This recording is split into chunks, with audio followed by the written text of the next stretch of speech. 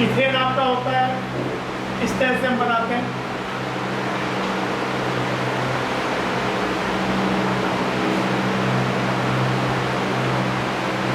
Ethene,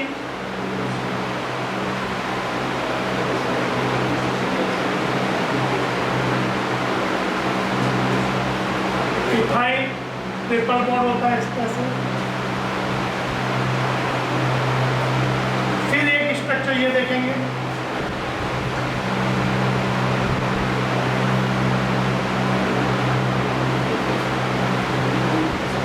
एलीन कहते हैं इसे। और फिर एक स्ट्रक्चर 3 कंटिन्यूअस डबल बॉन्ड है, जिनमें कंटिन्यूअस मतलब डबल बॉन्ड हो, जैसे 2 है या 3 है, इनको इन जनरल बोलते हैं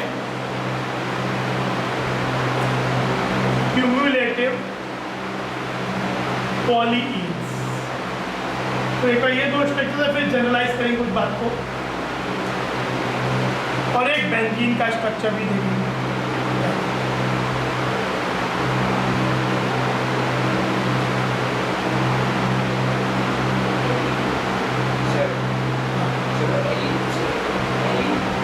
हाँ, क्या हो इस स्ट्रक्चर को जिसमें 3 ये हो और फिर इस तरह से, और ये बेंजीन।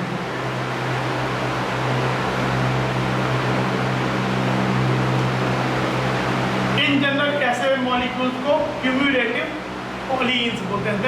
कंटिन्यूअस 2 डबल बॉन्ड हो, 3 डबल बॉन्ड हो, 4 डबल बॉन्ड हो, इस तरह से। मतलब हमें यहाँ पे मतलब मेनली उसके स्ट्रक्चर को समझना है, हाइड्रेशन को समझना है, कार्बन नोट के। तो स्ट्रक्चर मतलब ये ऑर्गेनिक में भी आता है, पर क्योंकि हम केमिकल बॉन्डिंग पढ़ रहे हैं तो इतनी बिल्कुल बेसिक बातें जो है इस कुछ स्ट्रक्चर की, ठीक है। लिखो अब इथेन देखो सबसे पहले।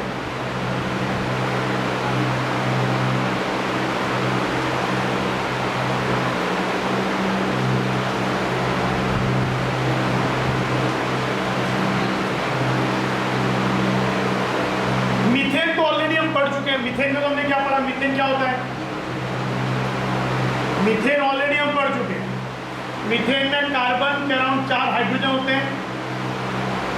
लास्ट क्लास में मीथेन को एनालाइज करते समय देखा ही था कि इसका क्या होता है, कार्बन इज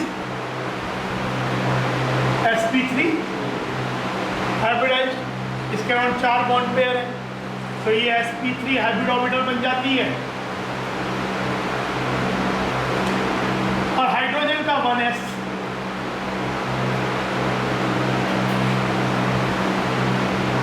तो ये जो सिग्मा बॉन्ड है carbon hydrogen, that is nature is sp3s, है ना, पढ़ा था। चारों एक ही जैसे नेचर के होते हैं। कोई पूछे मीथेन का हाइड्रेशन क्या है, कार्बन का sp3। अब इथेन,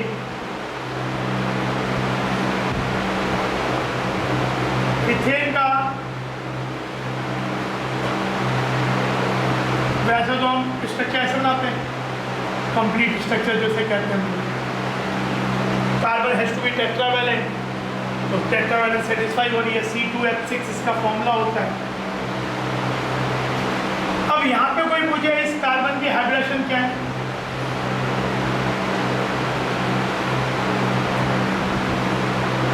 तो इसका कितने बॉन्ड पेयर है, 1 2 3 4, इट इज sp3 हाइब्रिड।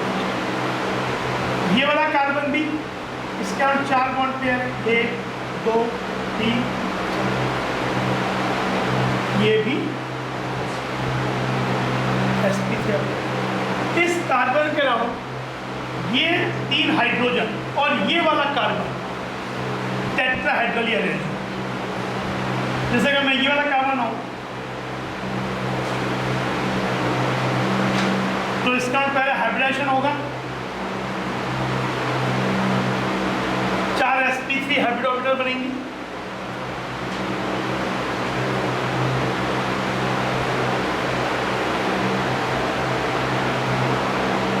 फिर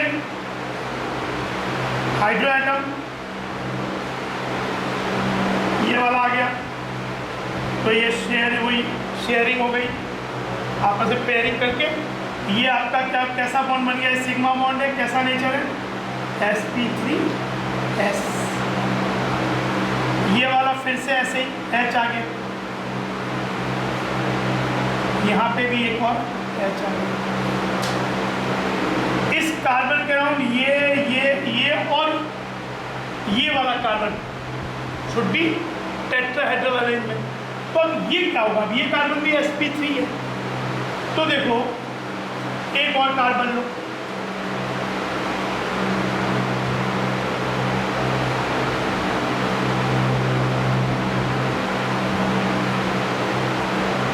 तो ये sp3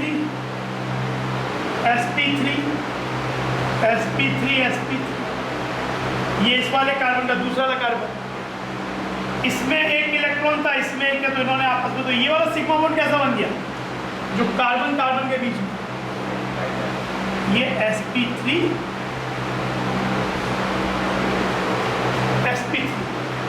और ये फिर से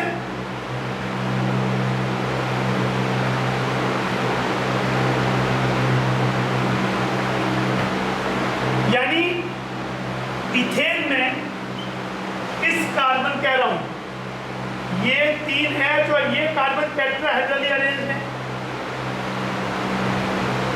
और इस कार्बन का ये 3H और ये वाला कार्बन टेट्राहेड्रली अरेंज है। तो दो टेट्राहेड्रॉन है वो आपस में जुड़े हुए हैं। तो कार्बन, दोनों कार्बन ही sp3 हाइब्रिडाइज्ड हैं। कार्बन कार्बन का जो सिग्मा बॉन्ड है that is of nature sp3। जैसे ये देखो, ये कार्बन है, ये कार्बन है दूसरा वाला, मान लेते हैं यहाँ पे हाइड्रोजन हाइड्रोजन हाइड्रोजन जुड़े हुए हैं।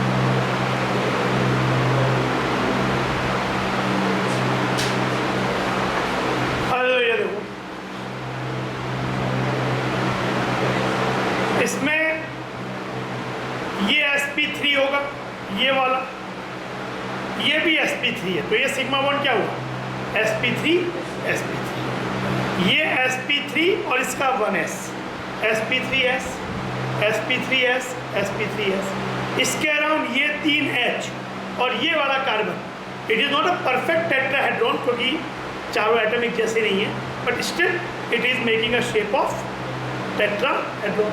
और ऐसे ये कार्बन के अराउंड ये और ये वाला कार्बन मेकिंग अ टेट्राहेड्रॉन। तो CH bond sp3s and carbon carbon bond sp3 sp3।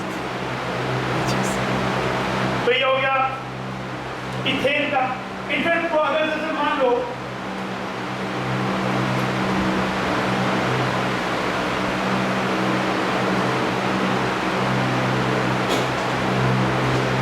बात को जैसे आगे बढ़ाएं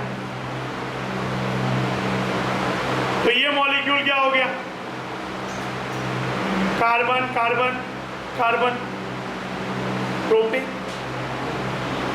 तो मॉलिक्यूल जिग-जैग टाइप का होता है क्योंकि इसके अराउंड इन तीन और इसको टेट्राहेड्रॉन होना चाहिए, इसके अराउंड ये दो ये और ये मिलके टेट्राहेड्रॉन होना चाहिए, इसके अराउंड ये भी sp3 होगा, ये तीन और इसका टेट्राहेड्रॉन। तो ये मॉलिक्यूल ऐसा है कि स्ट्रेट बन जाएगा ये आपका।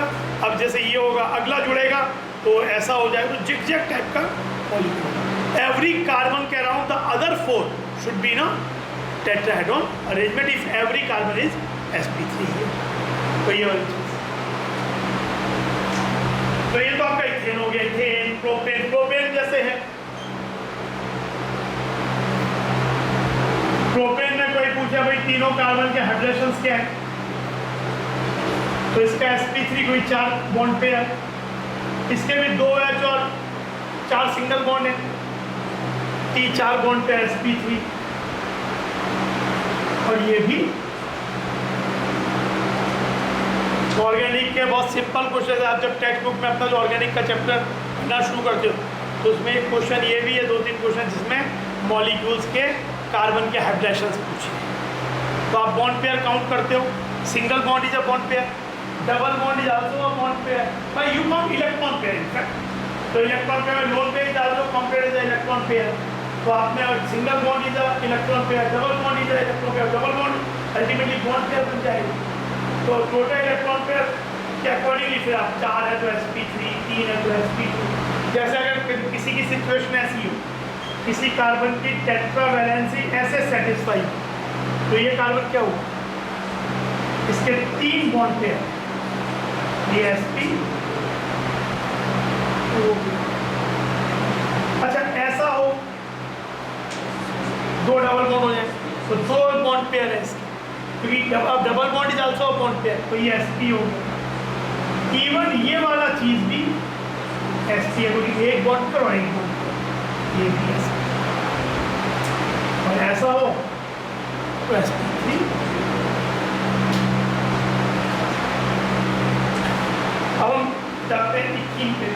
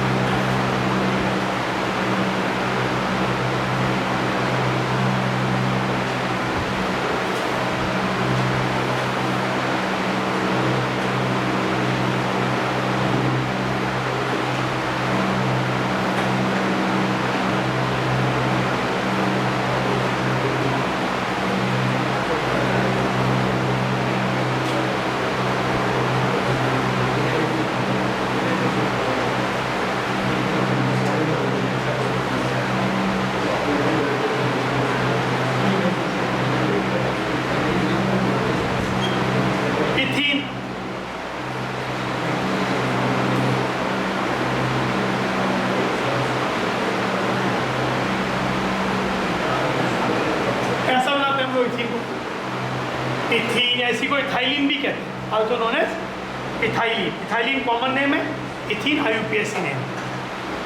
इसमें इस कार्बन का हाइड्रेशन sp2, ये भी sp2। अब हम इसके स्ट्रक्चर को थोड़ा सा एनालाइज करना चाहते हैं।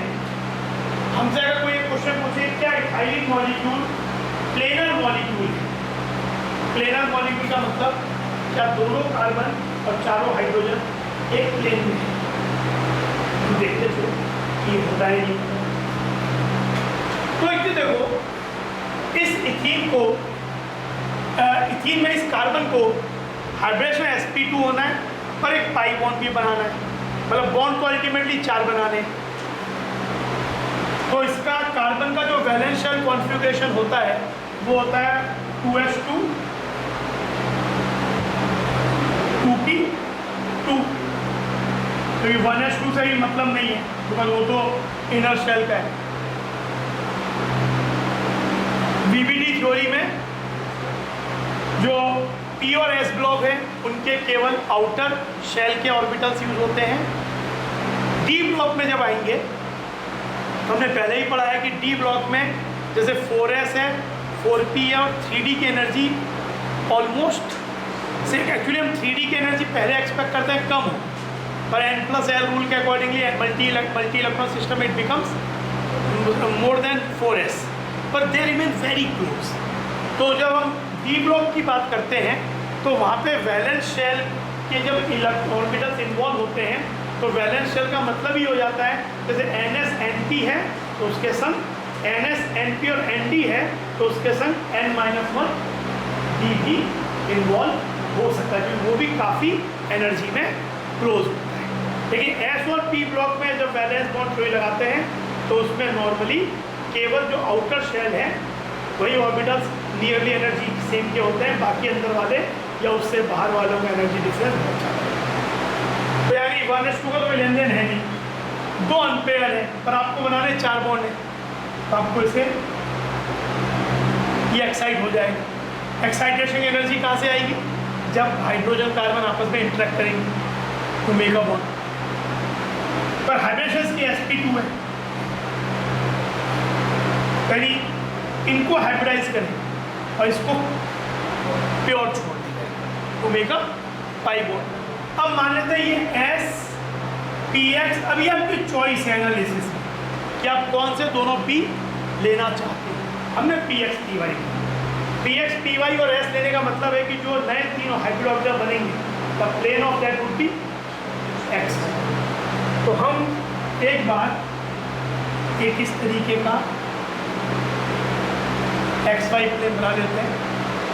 ये X है, Y XY प्लेन है, जेड परपेंडिकुलर। तो इस कार्बन में, पहले कार्बन में अच्छा sp2 hybrid orbital should be at what angle? Trigonal planar है 120 है ना, ये 120 120 120 sp2 सब में एक एक इलेक्ट्रॉन है। और एक ये कौन सा हो गया? pz 2pz, ये वाला अनहाइब्रिडाइज, जिसमें भी एक इलेक्ट्रॉन, ये XY प्लेन में, ये उसके परपेंडिकुलर। अब इस कार्बन को भी अगर पाई बॉन्ड बनाना है इस pz से, तो अपना कौन सा अनहाइब्रिडाइज छोड़ना पड़ेगा? pz ही छोड़ना पड़ेगा। मैं बताया कि pz px pz py px ये सब तो जीरो ओवरलैप होते हैं, ओवरलैप ही नहीं होते। तो अगर आपको पाई बॉन्ड बनाना है px का तो सिर्फ px से ही बनेगा।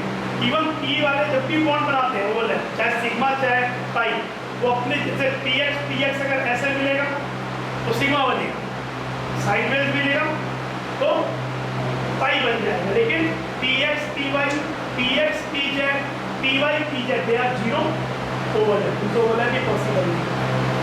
तो यहाँ पे इसको अपना pz छोड़ना पड़ेगा। pz छोड़ेगा तो हाइब्रिडाइज अगेन SPX PY को लेना पड़ेगा। तो फिर से ही ऐसे उसी प्लेन में हो गया। ये एक सिग्मा बॉन्ड बन गया किसके बीच में? sp2 sp2। ये sp2 है, एक इलेक्ट्रॉन है, ये sp2 है, एक इलेक्ट्रॉन है। pz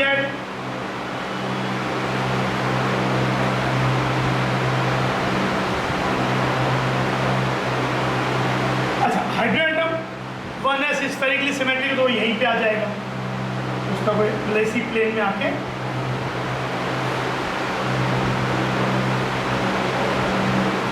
तो ये sp2s sp2s sp2s sp2s और सभी सब एटम एक ही प्लेन में हो गए और इनके बीच में साइडवेज ओवरलैप से पाई। तो इस मॉलिक्यूल में क्या हुआ? कार्बन दोनों और चारों हाइड्रोजन एक ही प्लेन में, इस पर्टिकुलर केस में XY प्लेन।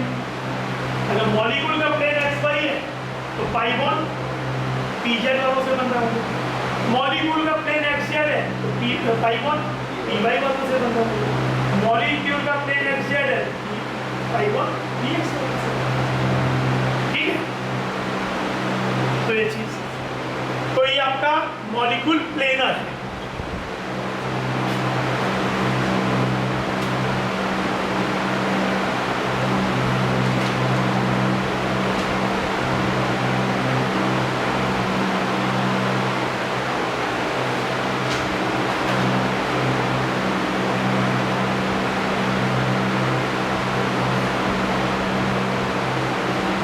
ये देखो, दिस इज इथाइलिन को ही रिप्रेजेंट कर रहा है, कार्बन कार्बन। तो इसमें ये sp2s sp2s sp2s sp2s और इसमें एक तो बॉन्ड बीच में हम दिखाया नहीं है, जैसे से कि ये वाला एक बॉन्ड और है sp2 sp2 और ये वाला बॉन्ड अबव एंड बिलो, मतलब बीच में एक और लाइन और मान लो sp2 sp2 सिग्मा बॉन्ड और ये ऊपर नीचे वाला पाई बॉन्ड इस तरह से। पाई बॉन्ड जो मॉलिक्यूल का प्लेन है उसके परपेंडिकुलर ऐसे समझो, और मॉलिक्यूल के जो एटम्स हैं सबके सब एक ही प्लेन में, it's a planar molecule.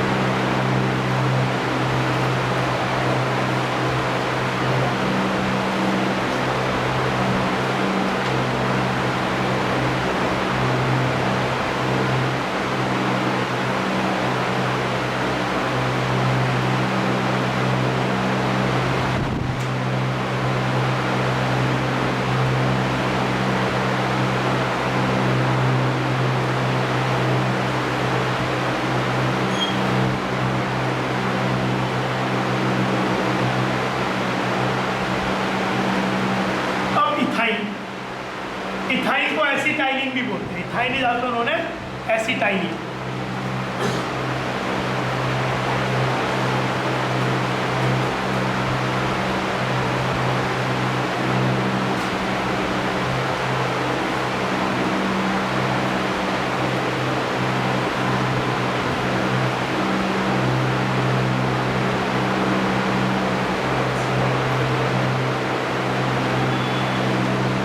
Ethyne is this.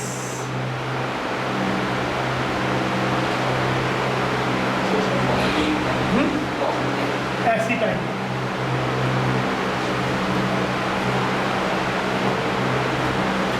C2H2. This carbon is sp hybridized. This carbon is also sp hybridized.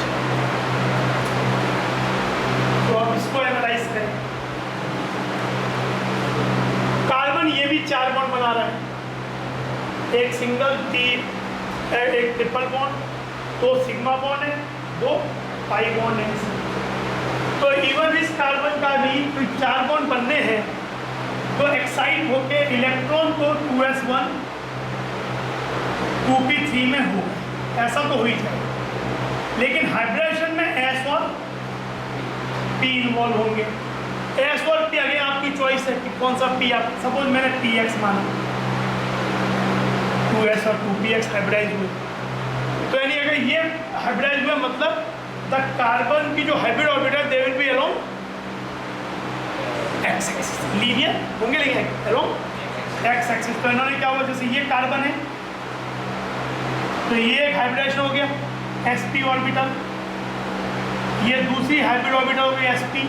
इनके बीच में एंगल क्या होना चाहिए, लीनियर का अरेंजमेंट क्या होगा, सबसे ज़्यादा कम रिपल्शन और सबसे कम मतलब should be as far as possible, तो 180 डिग्री ये हो गया। ऐसे ही ये कार्बन भी sp हाइब्रिड मान लेते हैं, वही s और px हुए, इसी लाइन में चाहिए।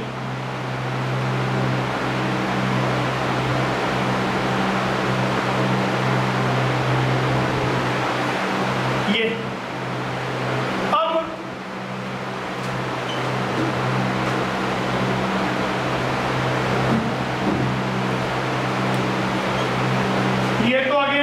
हो गया दोनों।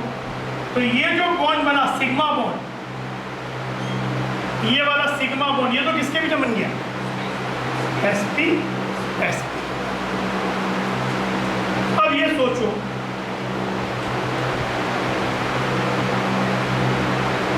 ये मान लेते हैं इसका 2pz है जिसमें एक इलेक्ट्रॉन है पर अनहाइब्रिडाइज्ड है, इसका भी 2pz अनहाइब्रिडाइज्ड हो गया,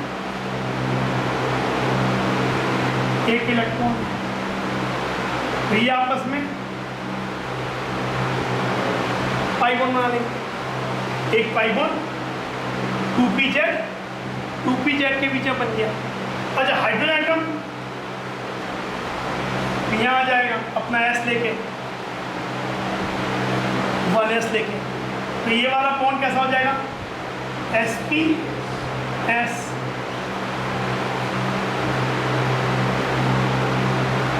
sp s, चारों एटम कार्बन और दोनों हाइड्रोजन, दोनों कार्बन लीनियर है, इट्स अ लीनियर मॉलिक्यूल, ये सब एक लाइन अलोंग एक्स एक्सिस। ये पाई बॉन्ड एक बन गया, और एक पाई बॉन्ड क्या हो जाएगा, इसका py, इसका भी py,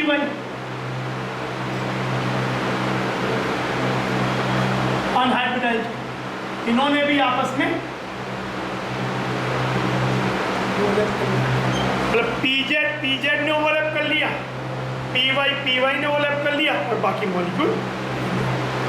तो आपका पाई बॉन्ड ऐसे, पाई बॉन्ड एक सिलेंड्रिकल क्लाउड हो जाएगा, एक तो इनके बीच में ऐसा और एक ऐसा, तो पूरा एक ऐसा क्लाउड हो जाएगा, और मॉलिक्यूल की शेप लीनियर, ठीक है ना।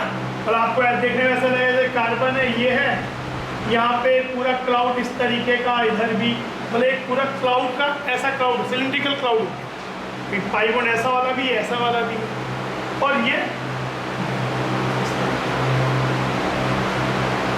तो ये बन गया C2H, लीनियर है। अरे जैसे मान लो ऐसा हो जाए,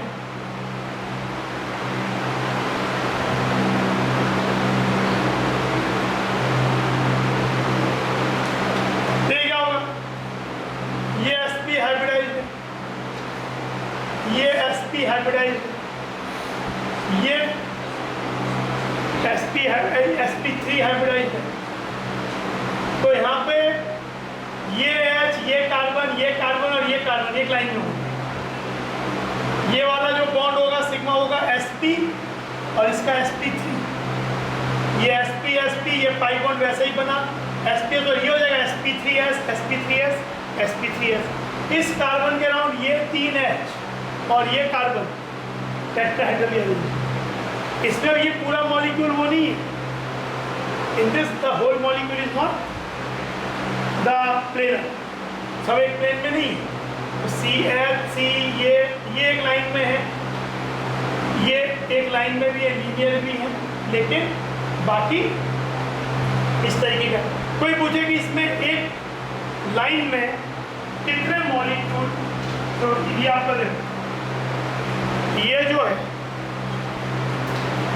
ये एक तरह से कह सकते हो, ये यहाँ पे ये कार्बन है इधर, तो ये पाई बॉन्ड ये वाला हो गया, और ये पाई बॉन्ड ये वाला हो गया, और दो हो ना ऐसे, एक ऐसा प्लेट दिख रहा है रेक्टेंगल, एक ऐसा दिख रहा है, तो ये पाई बॉन्ड बन गया पीजेड, ये पाई बॉन्ड बन गया पी वाई, कार्बन हाइड्रोजन, तो एसिटाइलिन हो गया।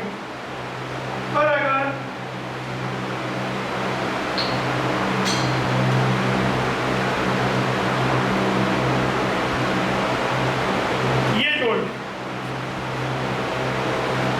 तो क्या हुआ, कार्बन ये वाला कार्बन, इट इज मतलब कह सकते हो कि ये sp3 है, तो यहाँ पे लीनियर तो 4 एटम ही होंगे, ये H, ये कार्बन, ये कार्बन, ये कार्बन। पर कोई पूछे कि किसी समय पे, क्योंकि जब ऐसा होगा ना सिंगल बॉन्ड, तो ये चीज़ रोटेट होती जाती है, तो इतनी एनर्जी मिल जाती है कि बॉन्ड के अबाउट आगे चल के आप ऑर्गेनिक में इसको बोलते हैं कन्फॉर्मेशंस, अलग अलग फॉर्म्स, तो ये रोटेट होता रहता है।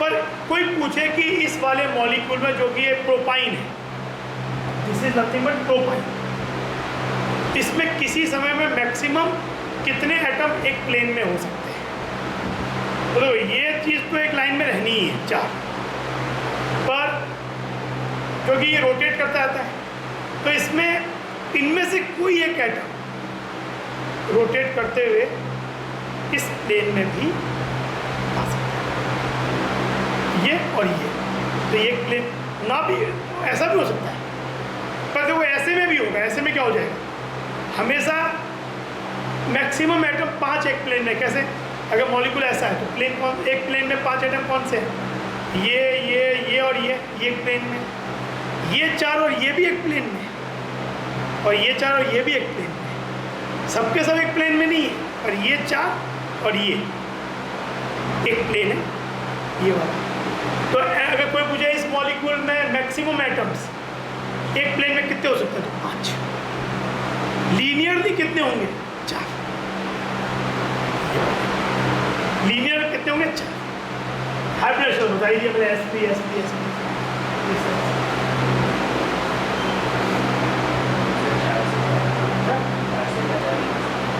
इसमें नहीं हो सकते, कैसे हो गया, नहीं हो गया, क्योंकि आपका ये sp है तो ये एक लाइन में हुआ, ये x एक्सिस में, ये इस लाइन में हुआ, ये वाला फेस से बना तो इस लाइन में ही आ गया।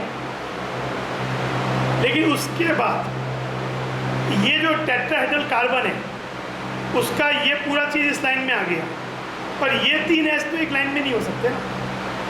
एक प्लेन में ये और ये हो सकता है, कोई एक एटम को और आप प्लेन में ले सकते हो, क्योंकि एक टेट्राहेड्रल मॉलिक्यूल में कार्बन के अराउंड 2 H सेम प्लेन में हो सकते हैं। एक H की जगह तो ये हो गई, इसकी जगह ये आ गया इसी प्लेन में, और एक ये हो सकता है।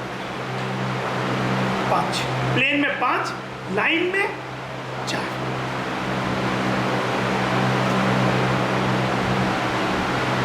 तो ये हो गया आपका एसिटाइल।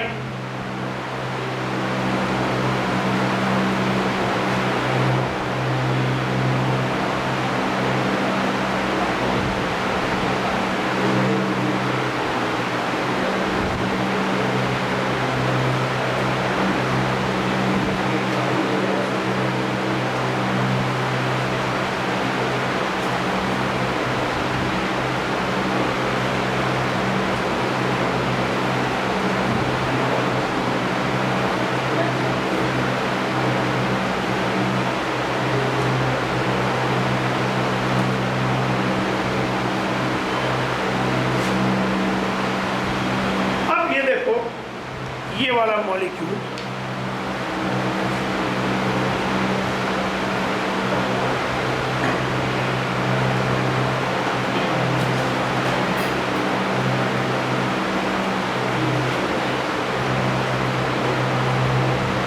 इसका आईयूपीएसी नेम हो जाएगा प्रोपा12डाइन। 3 कार्बन है, प्रोप 2 डबल वन से प्रोपा 1,2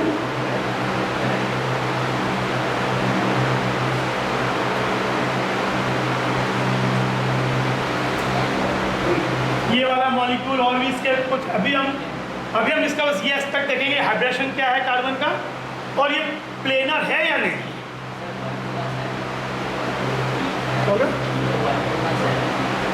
ये 1 पोजीशन जनरल नहीं, तो अभी आईपीएस को भूल जाओ, जब पढ़ाऊंगा तो बताऊंगा। कुछ लोग पढ़ चुके, कुछ नहीं पढ़ चुके हैं, वो जब पढ़ाऊंगा तब बताऊंगा। अभी उसके लिए परेशान मत हो। नॉर्मली नंबरिंग जब करते हैं डबल बॉन्ड की, तो ये 1 कहलाएगा, 1 2 के बीच में, 2 3 के 2 कहलाएगा। नहीं आता कोई बात नहीं है, वो आगे पढ़ेंगे, ठीक है। अभी इसका स्ट्रक्चर देखो, और नाम इसका कॉमन नेम होता है। ये मतलब ऑर्गेनिक केमिस्ट्री में अलग अलग जब हम आगे दूसरा एस्पेक्ट भी पढ़ेंगे, वहाँ भी इसका एनालिसिस। अभी हमारा एनालिसिस 2 बातें हैं बेस, कि ये वाला मॉलिक्यूल में हाइड्रोजन कार्बन के क्या है, और दूसरा क्या ये मॉलिक्यूल सबके सब एटम सेम प्लेन में है या नहीं है। नहीं है तो कितने एटम एक प्लेन में है, क्या चीज़ है, वो सब चीज़। तो पहली बात अगर इसकी हाइड्रेशन की बात करें तो इसका हाइड्रेशन क्या होगा, sp, ये sp2, ये वाला 2 बॉन्ड पेयर ही है, डबल बॉन्ड तो ऐसा। तो पहली बात sp2 sp sp। इनफैक्ट ये भी क्वेश्चन बहुत बार एग्जाम में यही आ जाता है कि हाइब्रिडेशन एलीन में कार्बन की हाइब्रिडेशन। अब हम इसको ये एक्सप्लोर करने जा रहे हैं कि क्या ये प्लेनर बना सकते हैं कैसे। तो यहाँ पे तो हमने ये XY प्लेन बनाया,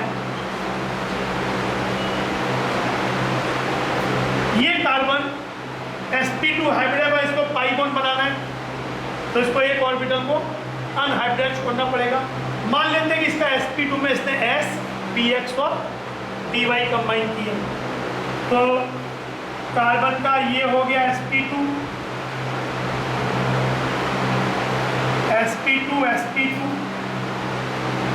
xy प्लेन में, और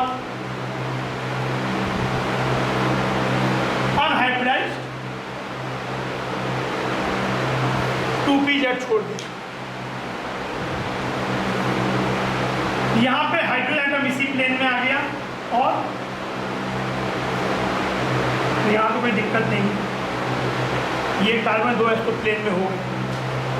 अब ये वाला कार्बन sp हाइब्रिडाइज्ड है, तो मान लेते हैं इसका s और px, ये x एक्सिस, s और px कंबाइन हुआ, तो दो ऑर्बिटल बने कौन से, sp और sp। तो ये वाला सिग्मा बॉन्ड कैसा हो गया, sp2 sp, और इस पर छूट किया गया 2pz और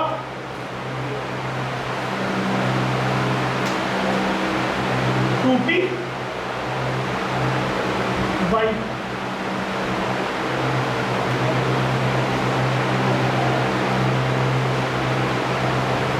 तो इन्होंने तो आपस में पाई बॉन्ड बना लिया। अभी तक तो सब एक प्लेन में चल भी रहे। अब अगले कार्बन का सोचो, इसे इससे पाई बॉन्ड बनाना है,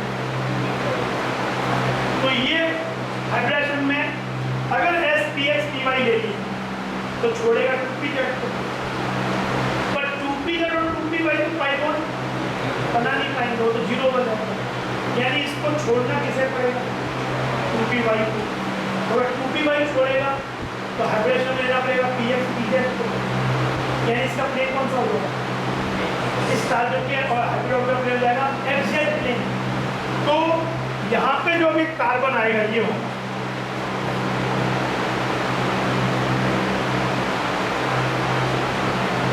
इस कार्बन का जो प्लेन है ये तो XY प्लेन था, पर अब इसका प्लेन हो जाएगा XZ। XZ मतलब Y परपेंडिकुलर, इसका प्लेन हो जाएगा XZ। मतलब ये भी इस प्लेन है, पर ये है, मतलब इन दोनों ऑर्बिटल का जो प्लेन है इन वालों से परपेंडिकुलर है। तो ये आपका हो गया, ये sp2 है, पर इन तीन sp2 का प्लेन हो गया XZ। तो अगर ये XZ प्लेन हो गया तो ये Y इसके परपेंडिकुलर है, तो Y देखो ये हो जाएगा, Y 2py छूट जाएगा, and they will make। और फिर इधर आके H एटम, तो इसके अंदर सबके सब एटम एक प्लेन में।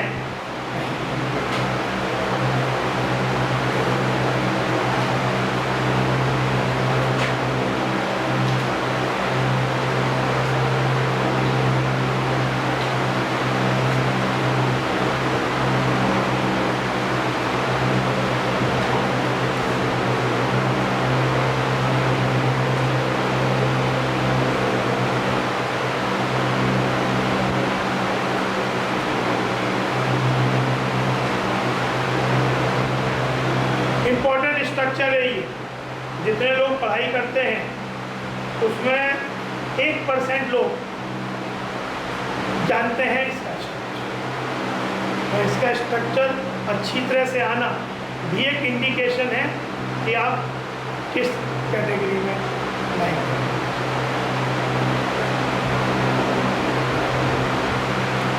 ये देखो,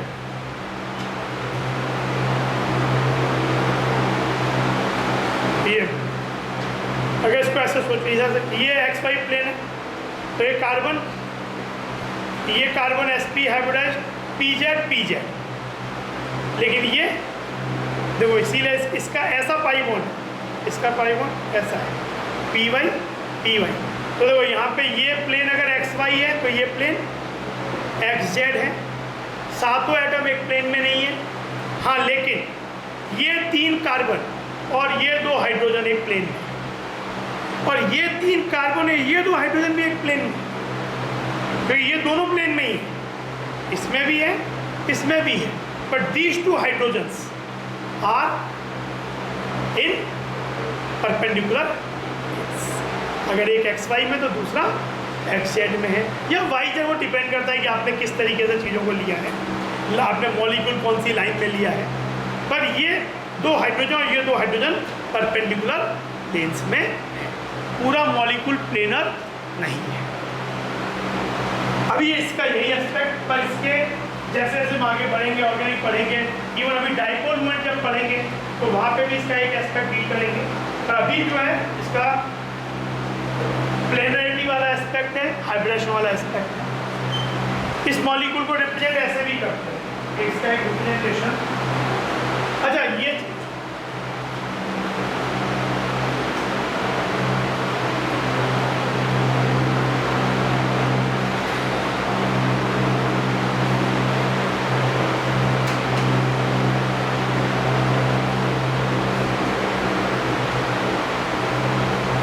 इसका एक रिप्रेजेंटेशन ये भी है। कैसे? ये जो बॉन्ड होता है ना, इसको बोलते हैं सॉलिड वेज। ऐसी शेप जो होती है, आप लोग फिजिक्स में लोग पढ़ते हैं ना वेज, तो ये ऐसी शेप को वेज बोलते हैं। A block is placed on a wedge, तो ये वेज, तो पूरा ये भरा हुआ है, तो उसको बोलते हैं सॉलिड वेज। ये कहलाता है डैश्ड वेज। और सिंपली कहेगा वेज डैश भी बोलते, तो वेज डैश में वेज मतलब सॉलिड वेज और डैश मतलब डैश्ड वेज। वैसे होना चाहिए सॉलिड वेज, डैश्ड वेज। अब शॉर्ट में dashed wedge diagram. Dashed wedge diagram मतलब डैश्ड वाला हो गया डैश्ड वेज, और वेज मतलब सॉलिड वेज। और ये जो है ऐसा बॉन्ड, ये होता है जब, अच्छा, इसका मतलब क्या होता है इस बॉन्ड का? इस बॉन्ड का मतलब होता है बॉन्ड प्लेन से बाहर निकल रहा है टूवर्ड्स द व्यूअर। मतलब एक मॉलिक्यूल, तो जो प्लेन मॉलिक्यूल का अगर ये प्लेन है सपोज, तो ये बॉन्ड इस प्लेन से व्यूअर की तरफ आ रहा है, और ये डैश वेज प्लेन से व्यूअर से दूर जा रहा है, इनटू द प्लेन। यानी ये वाला बॉन्ड जो सी एच है क्या हो गया, अगर ये बोर्ड का प्लेन है तो ये वाला बॉन्ड पीछे की तरफ है, ये वाला आगे की तरफ है। ये प्लेन बॉन्ड मॉलिक्यूल के प्लेन में, और ये नॉर्मल ऐसी लाइन मतलब plane of the molecule, plane of the atom. तो जब इसको हम ऐसे दिखा सकते हैं, ये जो मॉलिक्यूल हम देख रहे हैं, ऐसे सोचो, अगर ये बोर्ड का ये प्लेट्स ऐसे इसी चीज, मान लो व्यूअर यहीं है, ये प्लेन ऑफ द ये बोर्ड है, तो ये वाला ये बॉन्ड बोर्ड के अंदर ही है, बोर्ड के प्लेन में, ये भी बोर्ड के प्लेन में, पर ये टूवर्ड्स द व्यूअर, और ये तो ऐसे भी रिप्रेजेंट इसको, ये भी एक दूसरा।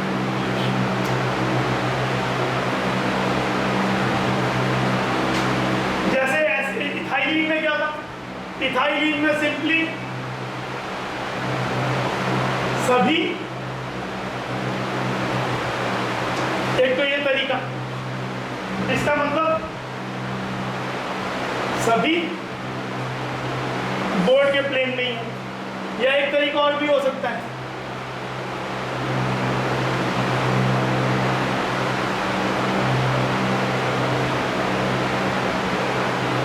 इसका मतलब कार्बन कार्बन दो टूवर्ड्स आ रहे हैं, दो पर है ये मॉलिक्यूल अभी भी प्लेन है। एक तरीका कि दो इधर आ रहे हैं, दो उधर जा रहे हैं, या फिर ऐसे सभी एक प्लेन। तो ये वाला मॉलिक्यूल प्लेनर नहीं है।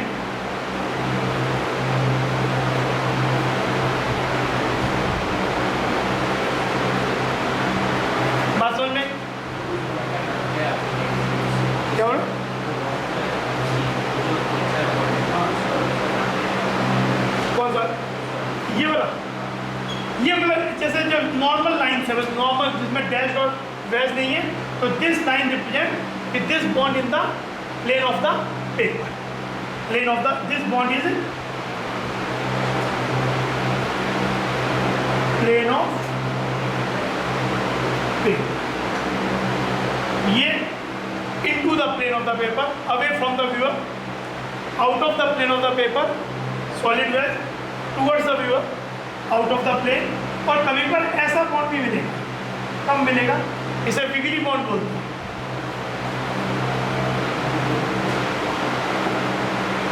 इसका मतलब होता है कि आपके पास चॉइस है इसको प्लेस करने का into out of the plane, मतलब ये आपकी चॉइस है, दो तरफ हो सकता है।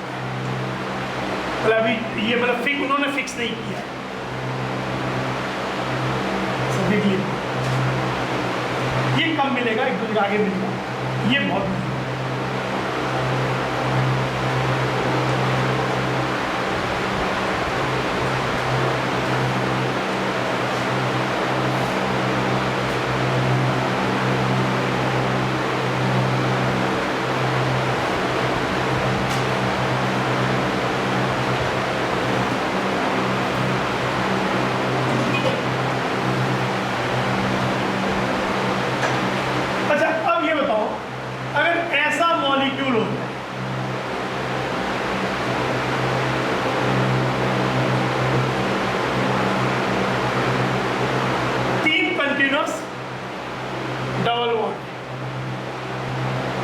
इसका नाम होगा ब्यूटा 1 2 3 ट्राई, ब्यूटा 1 2 3 ट्राई। क्या ये इसका हाइब्रिडेशन sp2,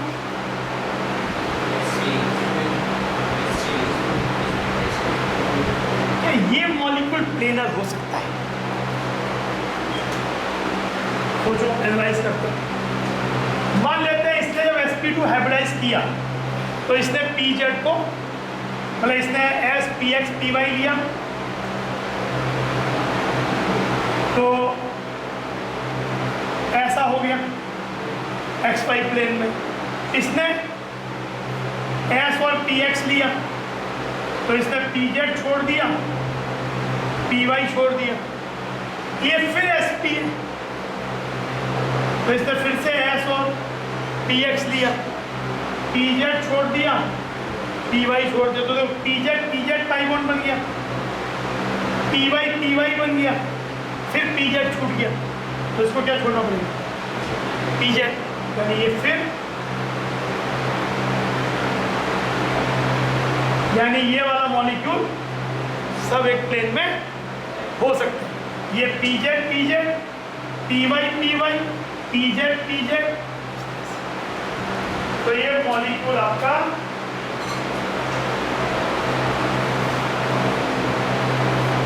ये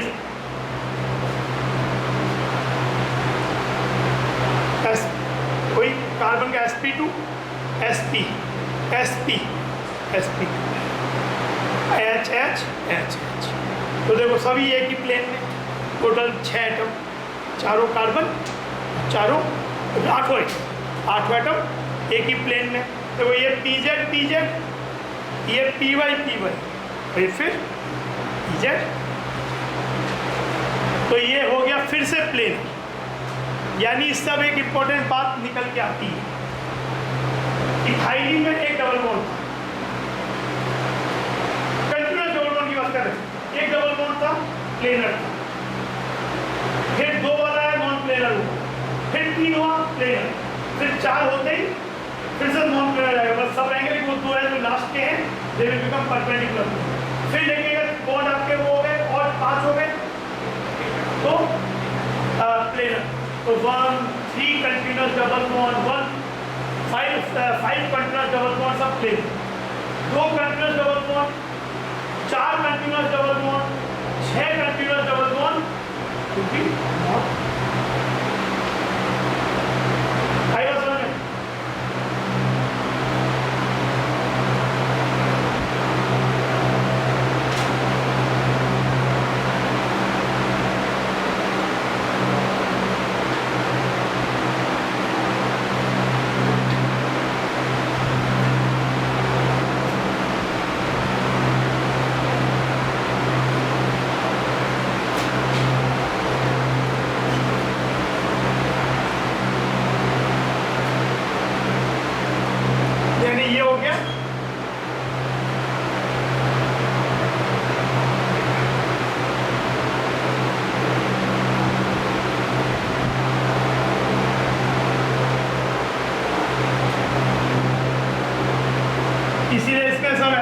दिखा सकते हो। या अगर ये दोनों ऐसे दिखाओगे तो ये वाला, लेकिन ये अगर हो गया तो इसको फिर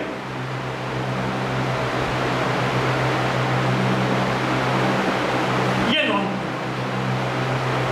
कि ये सब एक प्लेन में, लेकिन ये पीछे मतलब ये अगर ऐसा है तो ये वाला चीज़ ऐसा, ये अगर इधर है तो ये वाला चीज़, जब चार कंटिन्यूस तो फिर स्ट्रक्चर। तो फिर इस तरीके से हुई कि odd number of continuous double bond है तो आपके वो हो जाएंगे प्लेनर, इवन वाले हैं तो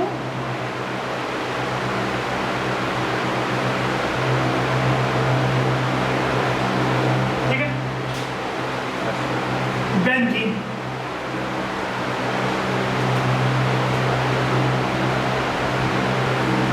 C6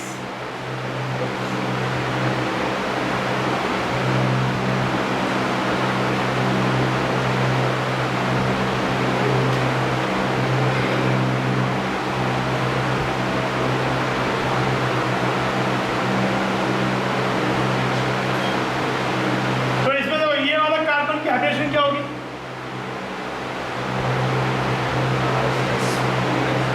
sp, ये भी sp, सब कार्बन sp2, इसीलिए इनका ये एंगल 120 डिग्री होता भी सब। sp2 heavy orbital demands the have arrangement of 120 degree trigonal planar, ये भी 120, तो ये आपका sp2s, ये sp2 सिग्मा बॉन्ड, और जो पाई बॉन्ड बच जाएगा unhybridised p, that will make pi. तो आपके पास ये स्ट्रक्चर हो जाएगा।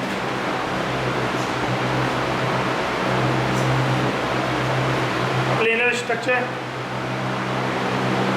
sp2 मतलब बीच में ये सिग्मा बन गया, ये भी ये हो गया sp2 ये भी sp2 सब सिग्मा, ये हाइड्रोजन एटम यहाँ pz सब छूटेंगे।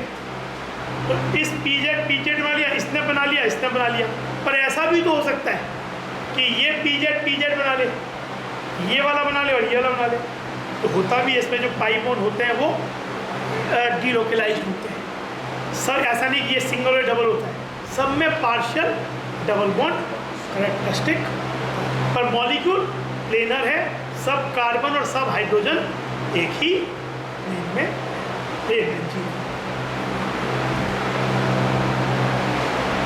बेंजीन पे अगर एक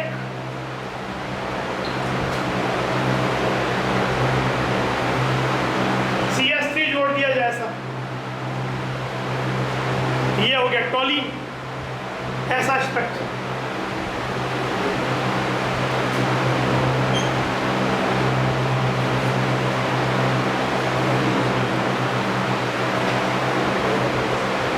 मिथाइल बेंजीन भी कहते हैं इसको, नाम को छोड़ दी, नाम में भी कुछ नहीं है। अभी कोई पूछे इसमें कि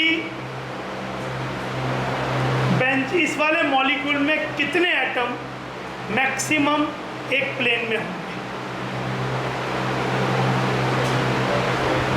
ये 6, ये 5, 11, ये डेफिनेट इसी प्लेन में 12, इसमें हो सकता है कोई भी इस प्लेन में ना भी हो, पर एक की पॉसिबिलिटी है क्योंकि रोटेट होता है, तो इसमें maximum 13 atom at a time एक प्लेन में। ये क्वेश्चन एक प्लेन में आया, how many atom maximum atoms are there in one,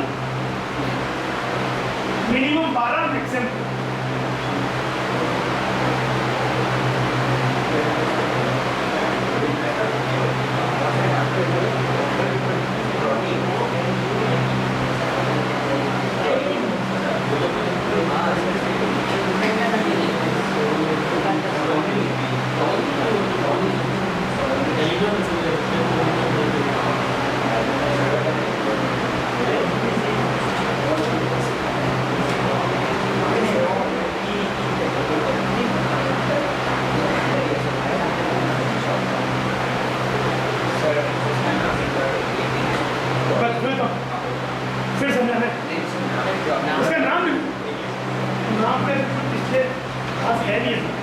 बाद में बताऊंगा।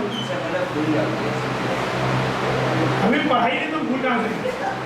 अभी तो पहले पढ़ो तो मैं भूलोगे, अभी तो पढ़ाई नहीं तुमने। या इसको मिथाइल बेंजीन भी है, सिंपल है, कोई डिफिकल्ट चीज़ नहीं है, अभी नहीं पढ़ा इसलिए अभी उसके लिए परेशान। इसमें ये सब कार्बन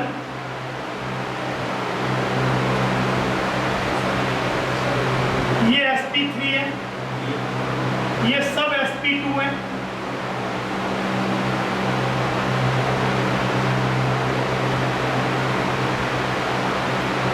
ये डेफिनेटली ये 11 एटम्स, और ये वाला कार्बन एटम तो एक प्लेन में ही। फिर ये जब एक प्लेन में हो गए तो ये जो तीन, जैसे आप जब आपके पास जब केवल एक टेट्राहेड्रल स्ट्रक्चर होता है, तो केवल एक टेट्राहेड्रल, तो इसमें कार्बन के संग आप केवल 2 एटम ही एक प्लेन में ले सकते। ये हो गए, क्या ये हो गया या ये हो? You can not have 3 atoms, और कार्बन के तीनों 3 एच एक प्लेन में नहीं हो सकते। तो जैसे यहाँ पे क्या हुआ, ये वाला तो एक सिंगल, ये सब तो एक ही प्लेन में, तो ये 11 एटम तो एक प्लेन में हो गया, कार्बन भी इसी प्लेन में आ गया। जो ये सिचुएशन है, कार्बन भी इसी प्लेन में आ गया। अब ऐसा भी हो सकता है कि इसमें इसके अलावा और कोई ये ऐसा हो जाए तो इसके सब, क्योंकि अब आपके पास एक सिंगल एटम नहीं है, ये तो एक प्लेन में हो सकते थे, पर आपको क्या चाहिए, ये सब एक प्लेन। ऐसी जैसे ये वाला स्ट्रक्चर देखो, इसमें ये तो एक प्लेन में है यहाँ तक, लेकिन ये तीनों ही इसके प्लेन में नहीं। हाँ, लेकिन ये रोटेट करता रहता है। ऐसा सिचुएशन आ सकता है ये इसके साथ, तो मिनिमम 12 एटम प्लेन में होंगे और मैक्सिमम 3 एटम। ठीक है,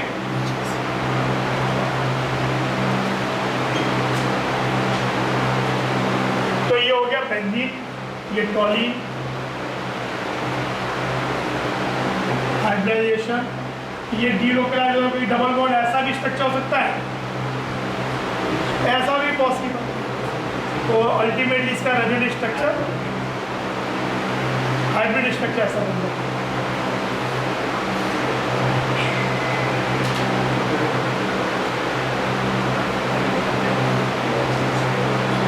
तो ये हो गया, ठीक। तो ये आपके इथेन, इथीन, एसिटाइलिन, प्रोपाइन का स्ट्रक्चर भी हमने देख ही लिया था, बेंजीन, एलीन, क्यूमुलेटिव पॉलीइन्स के बारे में कि कब प्लेनर होंगे कब नहीं होंगे।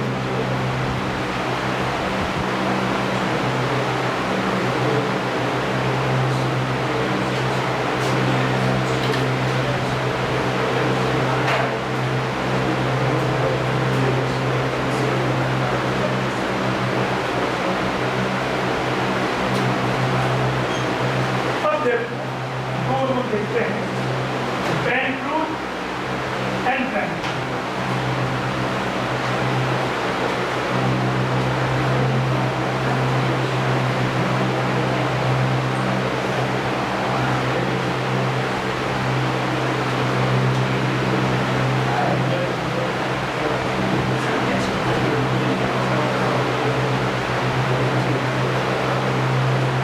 पहले लिखो ब्रांड फ्रूट।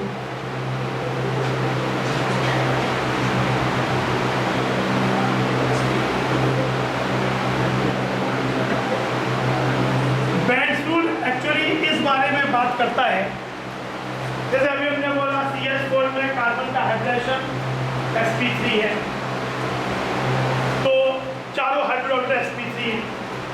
कोई पूछे sp3 हाइब्रिड ऑर्बिटल में कितना s फैक्टर होता है, कितना p फैक्टर होता है, तो इसमें टोटल ऑर्बिटल्स कितनी है, 4 है।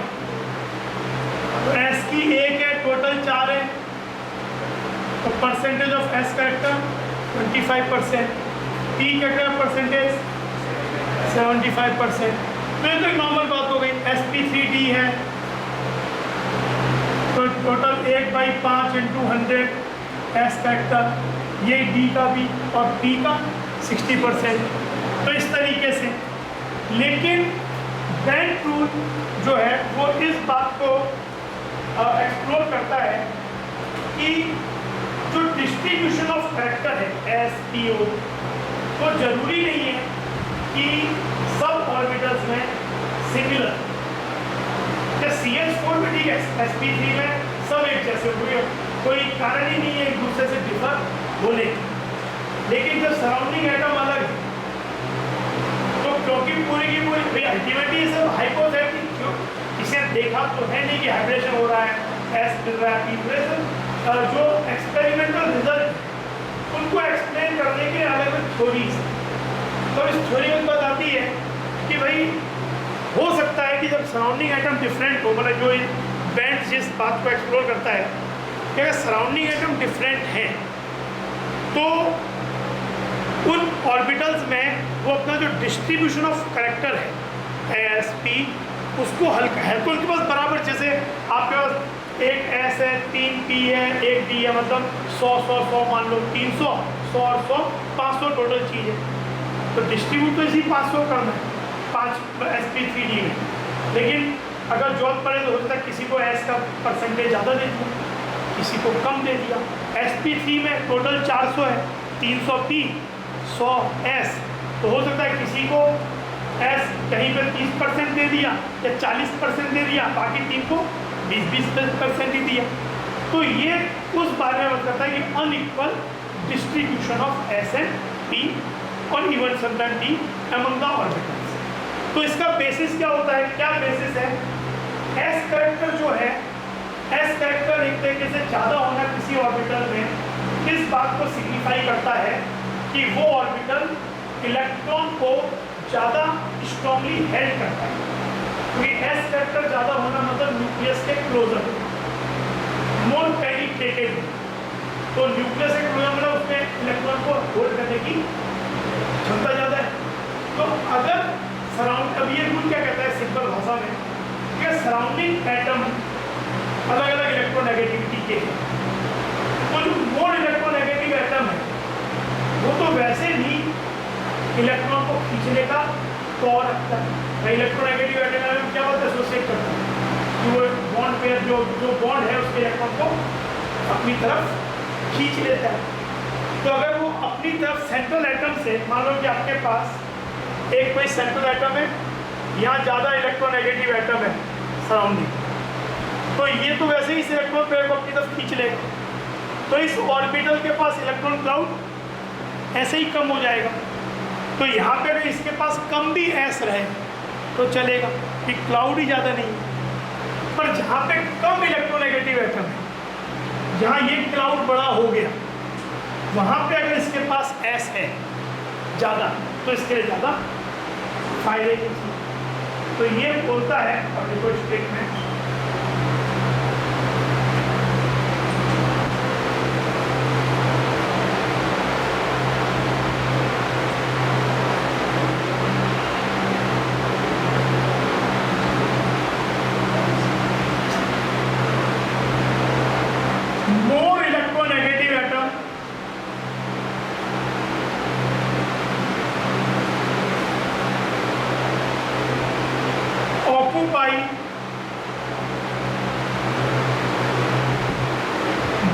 position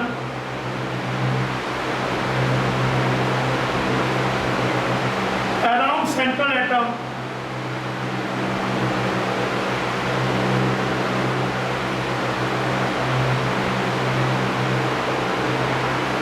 where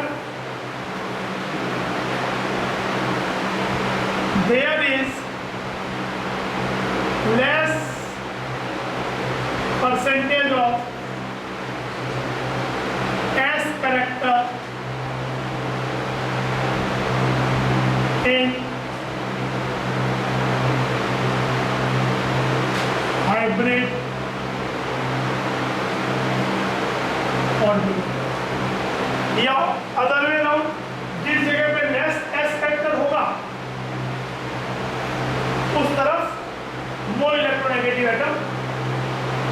सराउंडिंग एटम में आ जाएगा, तो यहाँ पे लेस एस फैक्टर। तो जिधर more electronegative atom occupy that position where there is a less percentage, या रिवर्स, जहाँ लेस है वहाँ पे मोर इलेक्ट्रोनेगेटिव आ जाएगा।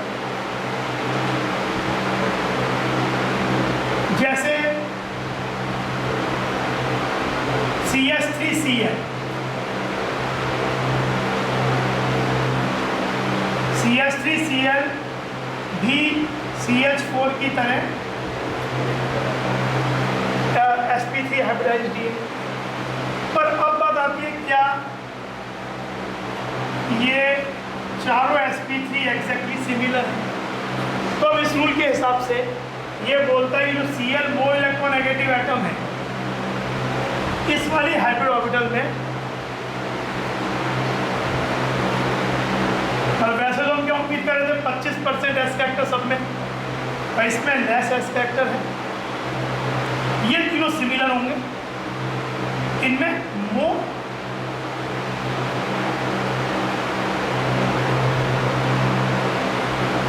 S factor. अच्छा, अब इसका एप्लीकेशन क्या, इस बात का करेंगे क्या? तो ज्यादा एस फैक्टर किस बात को सिग्निफाई करेगा?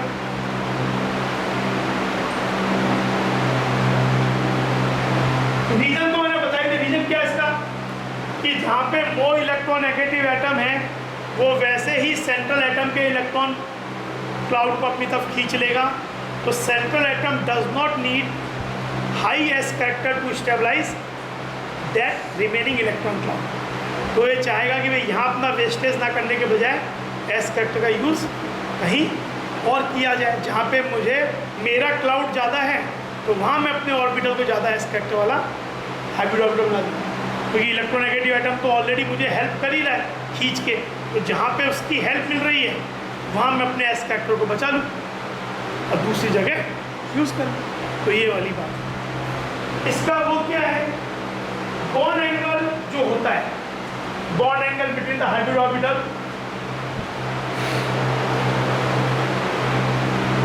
प्रोपोर्शनल टू एस फैक्टर होता है। आप ऐसे सोचे तो sp, जो sp हाइब्रिडाइज्ड ऑर्बिटल थी लीनियर, उनके बीच में एंगल कितना था 180 डिग्री, sp2 में 120, sp3 में कम हो गया तो 109, यानी ज़्यादा एस फैक्टर ज़्यादा रिलेटिवली है। फिर bond strength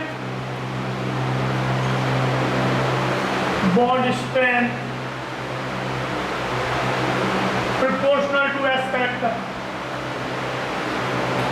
bond strength proportional है बॉन्ड एनर्जी, तो जितनी ज़्यादा एनर्जी होगी उतनी ही जितनी स्ट्रेंथ होगी। बॉन्ड एनर्जी मतलब बॉन्ड को तोड़ने के लिए एनर्जी बढ़ेगी, तो जो बॉन्ड ज़्यादा स्ट्रॉन्ग होगा उसको तोड़ने के लिए एनर्जी ज़्यादा लगेगी। तो bond energy is also proportional to S factor. Bond stability proportional to S factor.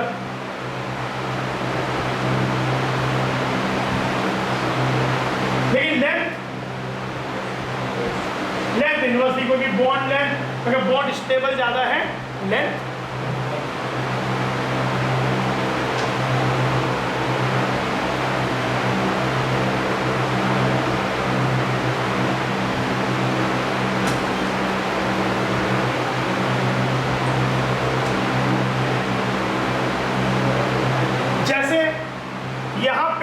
Molecule में जैसे देखा जाए, ऑल्दो ये सब चीज़ें जब हमने VSEPR के बाद जो इलेक्ट्रोनेगेटिविटी वाली पॉइंट्स देखे थे, इलेक्ट्रोनेगेटिविटी के बेसिस पे डिसाइड किया था कि क्लाउड ज़्यादा है कम है, यहाँ क्लाउड ज़्यादा है तो बॉन्ड ज़्यादा ओपन होगा, उस बेसिस पे भी एनालाइज होती है चीज़।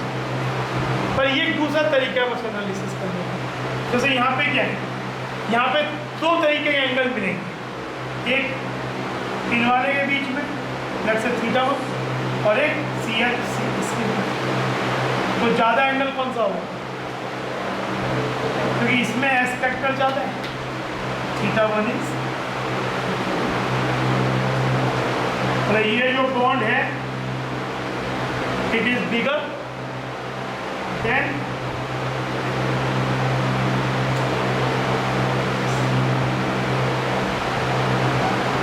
यहाँ एस फैक्टर कम होगा।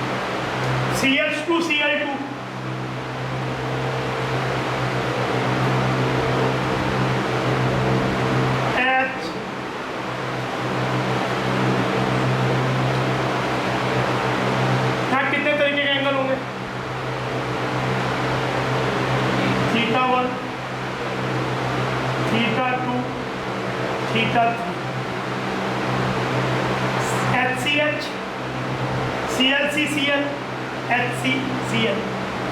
ऑर्डर बताओ सबसे बड़ा कौन सा? थीटा, इसमें एस फैक्टर सबसे ज़्यादा,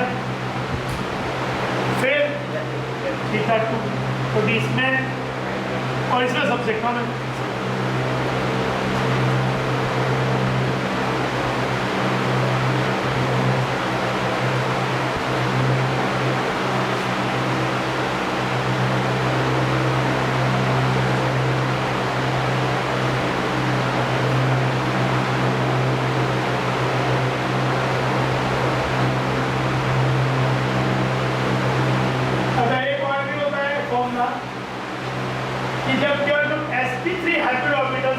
जहाँ पे sp3 है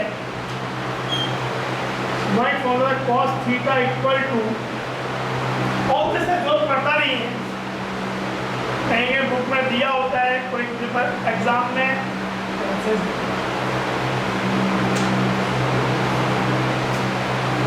अगर मुझे एंगल मालूम है दो sp3 ऑर्बिटल्स के बीच में, तो वो cos of that theta equal to ये लगाऊंगा तो मेरा फ्रैक्शनल s कैरेक्टर आ जाएगा या फ्रैक्शनल p कैरेक्टर आ जाएगा, और इन 200 करने पे परसेंटेज आएगा। जैसे वाटर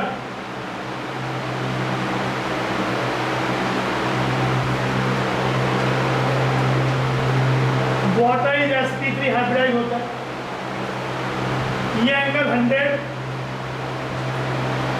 104 डिग्री, cos 104 डिग्री की वैल्यू नियरली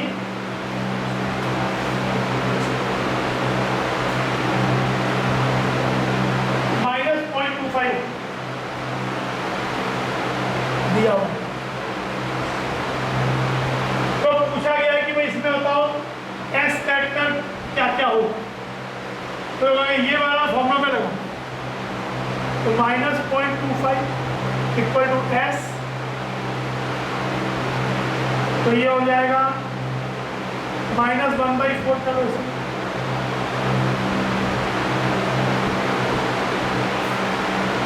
तो आपका एस कितना हो गया, तो 4s, तो ये क्या हो गया 1 इक्वल टू एस क्या हो गया, नहीं 20%, यानी यहाँ 20% आ गया, इधर 20% आ गया, और इधर 30 और 30 चला। बात भी लॉजिकल है क्योंकि यहाँ क्लाउड लोन पेयर है, तो लोन पेयर को स्टेबलाइज करने के लिए ज़्यादा स्पेक्टर यूज़ करना सही रहेगा। जैसे अमोनिया है,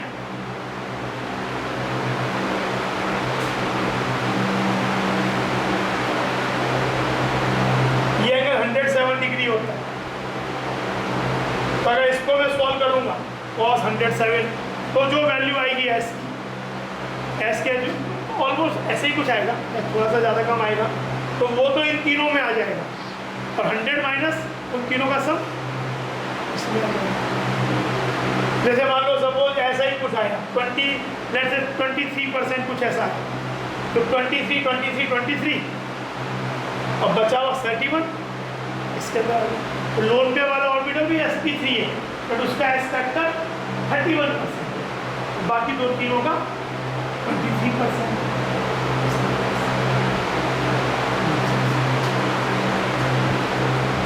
P 100 माइनस हो जाएगा, 100 माइनस P कितना हो जाएगा, तो टोटल आपका एक पे कितना होना चाहिए, भाई 20 टोटल 100 आ जाए तो क्या P क्या हो जाएगा, डिफरेंस 100 माइनस दैट इज ठीक है। तो ये हुआ जो TBP अरेंजमेंट होते हैं,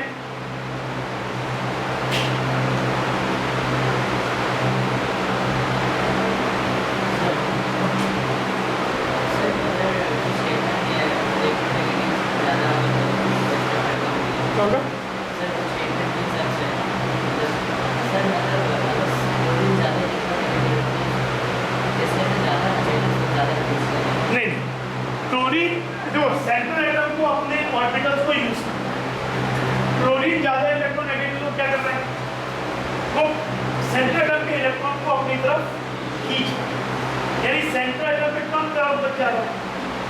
कम क्राउड बच रहा है मतलब एस फैक्टर कम से भी कम, एस फैक्टर ज्यादा कुछ नहीं, क्लाउड को स्टेबलाइज करने के लिए। ऑलरेडी क्लाउड कम हो ही चुका है मोर इलेक्ट्रोनेगेटिव एटम खींचने से, तो अपना एस फैक्टर बचाएगा। और जहाँ ज्यादा है वहाँ पे यूज करेगा। जैसे यहाँ पे लोन पेयर है, तो लोन पेयर पे क्राउड डेफिनेटली बॉन्ड पेयर पे जो है उससे ज्यादा होगा, तो अपना एस फैक्टर ज्यादा नहीं यूज करेगा। लोन पेयर बॉन्ड पेयर हल्का कम कर देगा। जबकि sp3 तो बोलता है सब पे 25 यूज करो, पर इसने क्या किया, मतलब वो एंगल भी से रिलेटेड है। एंगल ज्यादा हो गया, एस ज्यादा हो गया तो एंगल बढ़ जाएगा, इसीलिए ns3 में एंगल ज्यादा है, तो एस फैक्टर 20% से ज्यादा होगा। सॉल्व करके देखो आएगा। तो लेकिन फिर भी 25 से कम कर लूँगी कि लोन पेयर को एस ज्यादा चाहिए। लोन पेयर को कोई ज़्यादा हेल्प करने के लिए नहीं है, उसका पूरा का पूरा क्लाउड सेंटर एटम है, तो जितना ज़्यादा एस मिले उतना अच्छा। लेकिन अब ऐसा ज़्यादा एस मिले पूरा ही एस नहीं रख लेगा, तो फिर वो ठीक है।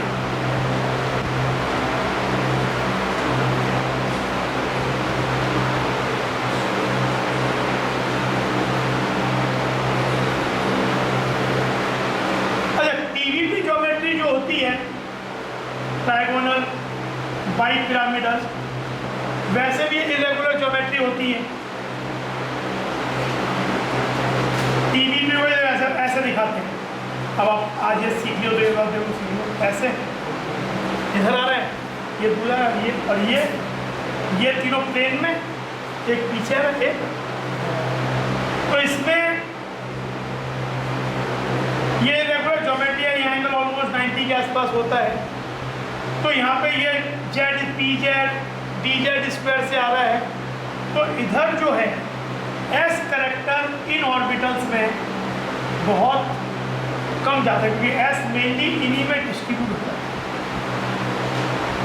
ज्योमेट्री वाइज, इनमें काफ़ी कम एस करेक्टर होता है। इसीलिए हमने एक बात बोली कि ज़्यादा, एक तो ये एस करेक्टर कम होता है, तो ये बॉन्ड अगर सेम एटम है तो ये वाला बॉन्ड लॉन्गर होता है।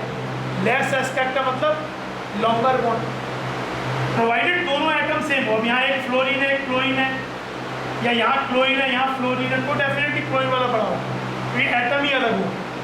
पर दोनों जगह क्लोरीन है तो ये लॉन्गर होगा, क्योंकि यहाँ एस फैक्टर कम है। और हमने एक बात पढ़ी है कि अगर डिफरेंट एटम प्लेस करते हैं टीपीपी में, तो मोर इलेक्ट्रोनेगेटिव एटम पहले कहाँ आता है, एक्सियल, क्योंकि वहाँ पे एस फैक्टर ये कंसिस्टेंट उत्पाद से। तो जैसे मुझे PF2Cl3 करना है, जैसे मान लो, तो यहाँ पे PF3Cl2, तो क्या होगा, पहले F फिर F इधर आएगा, कोई चॉइस ही नहीं। और ये इसीलिए लोन पेयर, ये तीसरा वाली बात थी, लोन पेयर जितने भी हो, चाहे एक हो, चाहे दो हो, चाहे तीन हो, क्योंकि टीवीपी में क्या क्या होता है, 5 0 भी होता है, 4 1 भी होता है, 3 2 भी होता है, 2 3 भी होता है। पर लोन पेयर जब भी होता है कहाँ होता है, इक्वेटोरियल में। क्यों, ऐसा होता तो लोन पेयर को वो होल्ड करने के लिए ज़्यादा कहते है ना। तो इस थ्योरी से वो सब बातें जो हमने एक अलग वे में समझी थी, तो वो एस फैक्टर के हिसाब से ये। तो यहाँ पे तो स्ट्रक्चर हो गया इसका। यहाँ पे कितने तरीके की बॉन्ड लेंथ होगी, अगर इसकी बॉन्ड लेंथ ए है तो इसकी ए नहीं होगी, बी, ये बी होगा, ये सी और सी होगा। ऑर्डर डिक्रीजिंग ऑर्डर में ऑर्डर क्या होगा, नहीं, सबसे ज़्यादा सी पी सी एल है, बी है,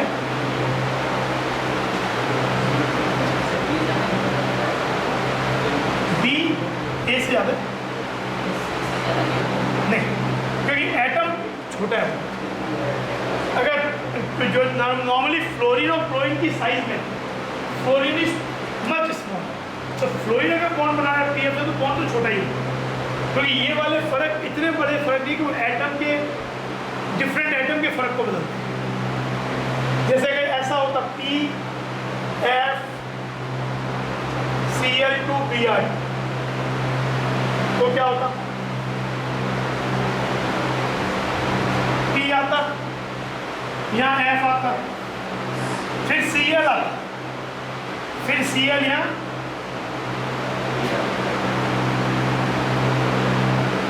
तो एक ये है, ये और ये अलग होता, ऑर्डर D ग्रेटर देन,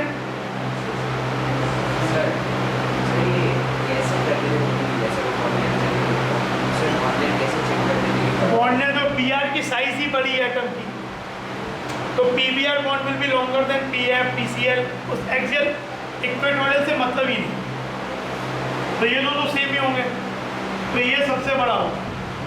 अब ये भी PCl है, ये भी PCl है, पर ये एक्सियल ये B, और ये तो PF है सबसे छोटा।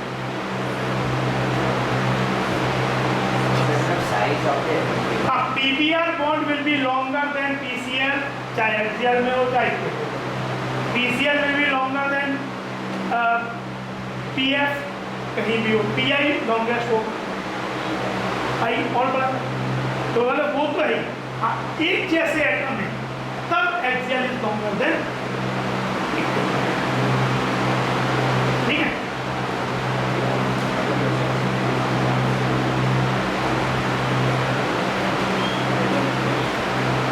हो गई बात।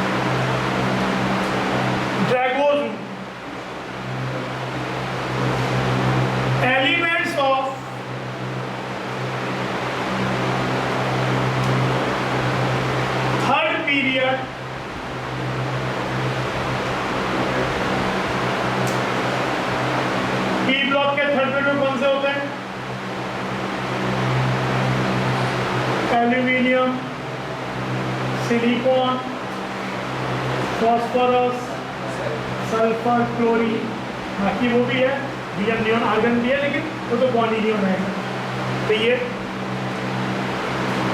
और lower than third period,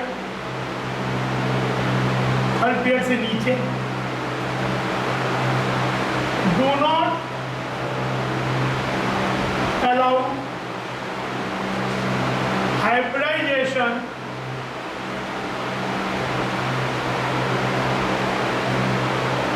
in the molecule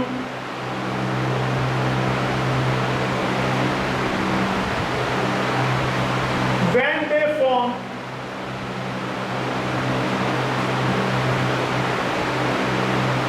compound with elements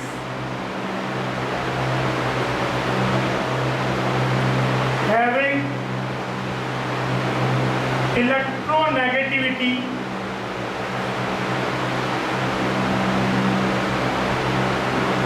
value less than equal to 2.5, मतलब Pauling स्कीम,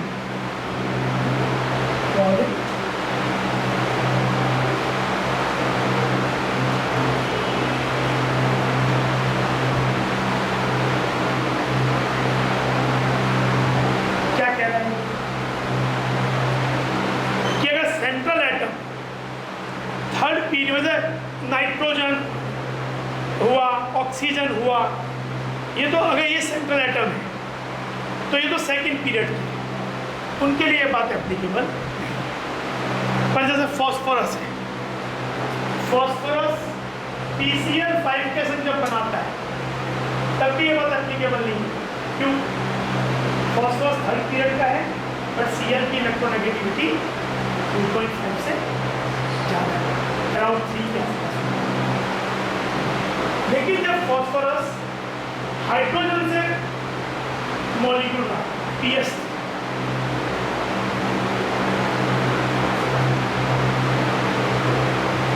PF3 में ये बात एप्लीकेबल नहीं है। PF3 में क्योंकि F की इलेक्ट्रोनेगेटिविटी 2.5 से सबसे ज़्यादा है, 4 है पॉलिंग स्केल में, तो यहाँ ये बात एप्लीकेबल नहीं है। पर PS3 में क्योंकि H की इलेक्ट्रोनेगेटिविटी 2.1 होती है पॉलिंग स्केल में, तो ये बात एप्लीकेबल है। क्या बोल रहे हैं कि ऐसे केसेस में, क्योंकि एक चीज़ और भी है कि जब हमने एनालिसिस किया, तो जैसे जब इलेक्ट्रोनेगेटिविटी के पॉइंट तो बात डिस्कस कर रहे थे, तो हमने एक चीज़ देखी थी कि PF3 ऐसा बना है और PH3 ये बना है। देखने में दोनों ही ट्राइगोनल पिरामिडल है। ये ज़्यादा क्लाउड को अपनी तरफ खींच लेगा और यहाँ का क्लाउड देखने में बड़ा है, क्योंकि ये तो ज़्यादा खींच लेगा, ये तो ऑलमोस्ट सेम है, तो इनके बीच में रिपल्शन ज़्यादा होना चाहिए और ये एंगल बड़ा होना चाहिए। लेकिन एक्सपेरिमेंट में देखा गया कि ये एंगल 93 डिग्री होता है और ये एंगल अराउंड 102 डिग्री और के आसपास होता है। तो उसका हमने रीजन वहाँ दिया था कि जो फ्लोरीन है वो अपना लोन पेयर इसके एम्प्टी डी में बैक बॉन्ड बना देता है, तो उससे डबल बॉन्ड कैरेक्टरिस्टिक आता है और बॉन्ड ओपन अप हो जाता है। जबकि यहाँ ऐसी सिचुएशन पॉसिबल नहीं है, क्योंकि H के पास कोई लोन पेयर और ये भी कहीं दे नहीं सकता। ये एंगल 93 डिग्री के आसपास है। तो ये तो हमने इलेक्ट्रोनेगेटिविटी और बाकी थ्योरी को यूज करके। अब जो ड्रैगो है उसने एक अलग बात से सोचा, तो अब हम वापस वहीं जा रहे हैं जहाँ से हमने कॉन्सेप्ट ऑफ हाइड्रेशन स्टार्ट किया। हमने सबसे पहले CH4 की जब स्टडी की तो हमने केवल BBT के हिसाब से ये सोचा कि भाई कार्बन का sp3 ऐसा हो जाए एक और फिर यहाँ पे हाइड्रोजन का 1s आ जाए, एक बॉन्ड SS बन जाए, एक बॉन्ड PS बन जाए, PS PS PS PS। और वहाँ पे फिर आर्ग्यूमेंट क्या गया, एंगल तो 90, तब तो अगर ऐसा हो रहा है इसका P और S और दूसरे का P और S बॉन्ड बना रहा है तो they should be at 90 degree, क्योंकि PX और PY के बीच तो एंगल 90 डिग्री होता है, पर एंगल तो 90 डिग्री है नहीं। तो हमने कॉन्सेप्ट ऑफ हाइब्रेशन इंट्रोड्यूस किया कि पहले मिक्सिंग होगी और उससे वो बराबर अरेंज करके अपने अरेंज करेंगे, फिर सराउंडिंग एटम आएंगे। अब हम actually Drago rule is reverting back to the same thing कि जब हाइब्रेशन ना PS3 में एंगल मिला 93 डिग्री, जो कि 90 के आसपास है। ये एक्सपेरिमेंटल फैक्ट है which can not be ignore. Theory जो भी आपके मन मर्जी आए लगाओ, एक्सप्लेन करो। तो अब ये क्या कहता है कि इस केस में क्योंकि सराउंड एक तो थर्ड पीरियड का एलिमेंट NH3 में ये बात एप्लीकेबल नहीं, क्योंकि nitrogen is not third period, nitrogen is second period element, तो बाकी एप्लीकेबल नहीं। थर्ड पीरियड उससे नीचे और H की इलेक्ट्रॉन 2.5 से कम है। तो ये बोलता है कि यहाँ पे फॉस्फोरस जो है वो एक्चुअली हाइब्रिडाइज ही नहीं, मतलब उसमें जो सफिशिएंट एनर्जी चाहिए मिक्सिंग और के लिए वो मिलती ही नहीं, फिर डिफरेंस और इलेक्ट्रॉनिक बहुत कम है। तो क्या होगा अगर ये हाइब्रिडाइज ना हो तो सिचुएशन क्या हो जाएगी, फॉस्फोरस क्या होता है 3H2 3P3 D है, देखिए हाइब्रिडाइज नहीं हुआ, यानी मिले नहीं, तो ये जो बॉन्ड बना है ये P प्योर और ऑलमोस्ट प्योर रह गया।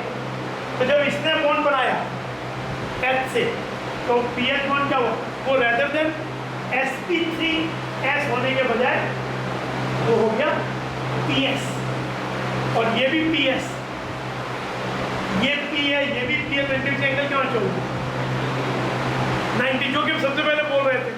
पर यहाँ पे हो गई, यहाँ पे मिक्सिंग नहीं होते जब ऐसी सिचुएशन आ जाए ये एलिमेंट थर्ड पेड या उससे नीचे के हो और सराउंडिंग एलिमेंट की इलेक्ट्रोनेगेटिविटी 2.5 या उससे PF3 में ही बात आती है। PF3 में फॉस्फोएसपी3 हाइब्रिडाइज्ड है लेकिन PS3 में वो हाइब्रिडाइज्ड, ठीक है। तो इस तरह से तो ये अब एक ये भी लेकिन वही वाली बात है कि इससे ये क्योंकि नॉर्मली आता है कि भाई इतना का जो 93 डिग्री है केवल इलेक्ट्रोनेगेटिविटी और ये सब इतना बड़ा फर्क नहीं डाल सकते 109 डिग्री से 93 हो, ये तो तभी संभव है जब ऑर्बिटल सी वो पी, तो ये जो ऑर्बिटल बॉन्ड बना रही है वो हाइब्रिड हुई वो प्योर ऑलमोस्ट प्योर पी। तो ये अब ड्रैगो रूल का थॉट है। पर वहीं पे पुराने कोई फॉलो हुए अभी भी मान लो कि आपसे पूछते हैं PS3 में, अगर PS3 में हाइब्रिडेशन क्या होता है ये क्वेश्चन पूछते समय इट शुड बी एक सब्जेक्टिव टाइप की चीज़ है कि मतलब under what theory you are asking this question. Normal BSc TR या VBT थ्योरी से लगता है इट शुड बी SP जैसे PF3 का होता है। और अब ड्रैगो रूल की बात करो तो प्योर P वाला कॉन्सेप्ट आता है, तो वो थ्योरी पे डिपेंड या कभी का क्वेश्चन किस तरीके से पूछा जाए, पर कभी बार बड़ा कंफ्यूजन नहीं होता है कि मतलब वो आंसर भी क्योंकि आता तो हमको दोनों वे में ही है लेकिन आंसर क्या दें ये नहीं पता, क्योंकि क्वेश्चन में चॉइसेस भी एक देना और दो ऐसी चॉइसेज हैं जो कि हमारे और प्रोसेस से पूछ करेंगे। तो ठीक है बहुत रेयर सिचुएशन ऐसी आई होती है, बट इसका मतलब ये नहीं है कि जानना ऑलवेज बेटर नहीं है, फिर भी वो वाली सिचुएशन अभी आ सकती है।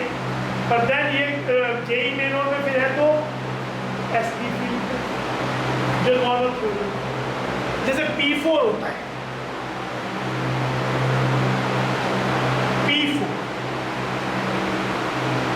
P4 का स्ट्रक्चर ऐसा होता है, इट इज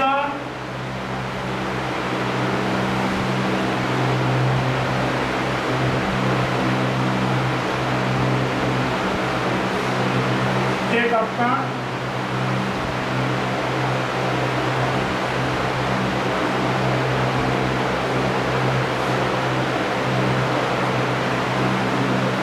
ऐसा होता है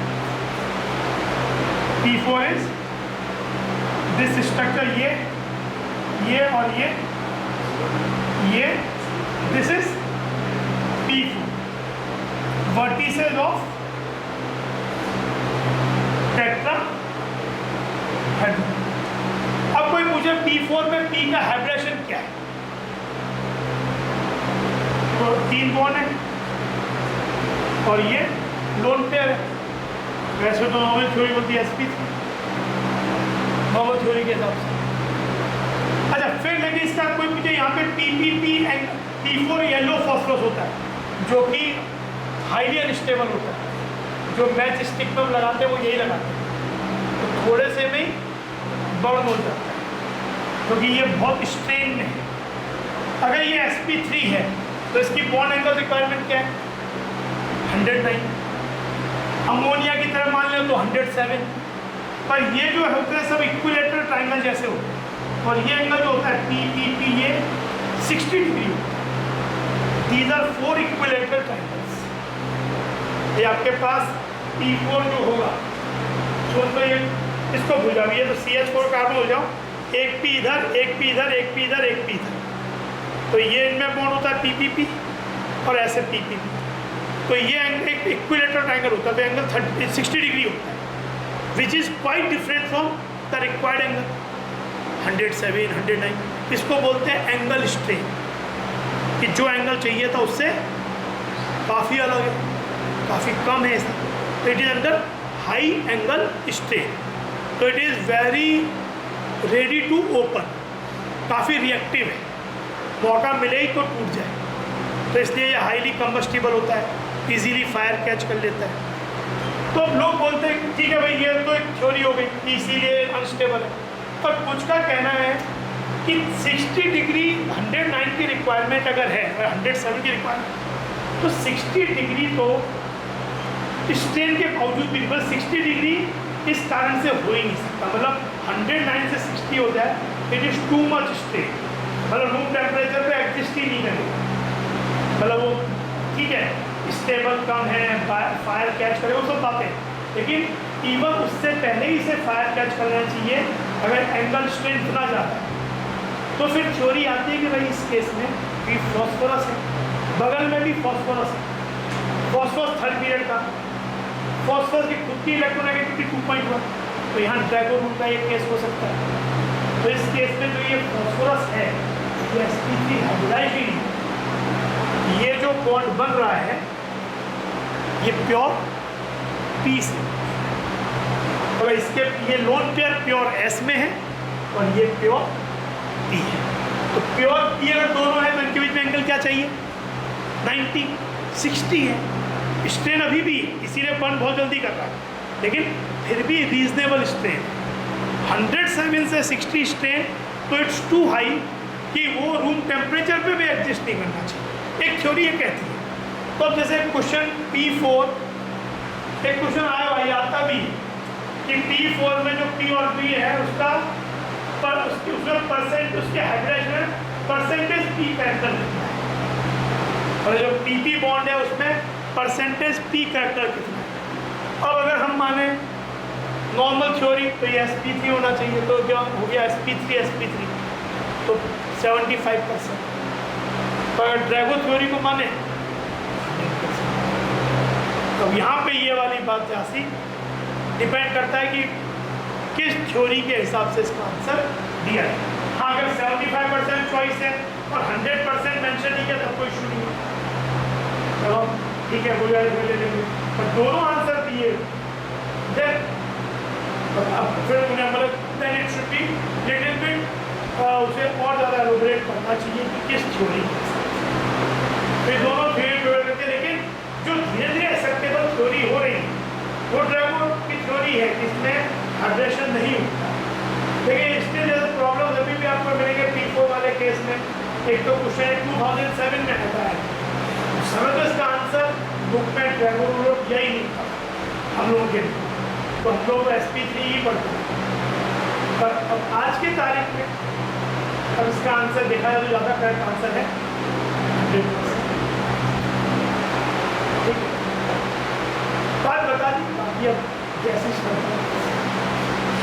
क्योंकि इसमें तो इसके बियॉन्ड में क्या होता है कि जब डाउट कुछ ही दिया होगा तो इट डिपेंड ऑन थ्योरी, किस थ्योरी के हिसाब से।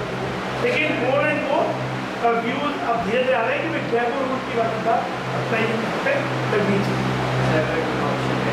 और क्लियरली मेंशन नहीं जो कॉन्सेप्ट नहीं क्या अगर दोनों ऑप्शन है और क्लियरली मेंशन नहीं तो ड्रैगो रूल से मैं जेई मेन में तो sp3 मैं स्टिल मैंने देखा है कि अभी तक भी जेई मेन में क्वेश्चन में जाता है कुछ रिसेंट ईयर्स में, मतलब नॉट लास्ट 1-2 सालों पर 3-4 साल पहले का क्वेश्चन वाला आ गया तो उन्होंने सारा आंसर 75%।